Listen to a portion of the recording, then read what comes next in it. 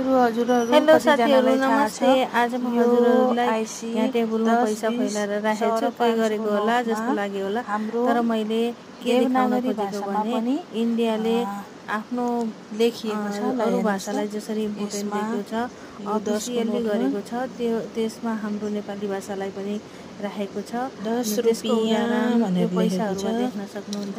हरेक नोटमा लेखेको छ नेपाली भाषामा 20 रुपैयाँ, 10 रुपैयाँ भनेर 100 रुपैयाँ भनेर लेखेको छ। रुपैयाँ भनेर हाम्रो भाषामा लेख्नु 500 रुपैयाँ भनेर लेखेको छ।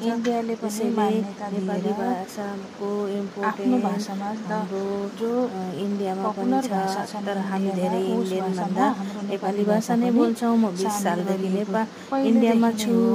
हजुरहरुलाई कतिलाई थाहा होला, कतिलाई थाहा नहोला।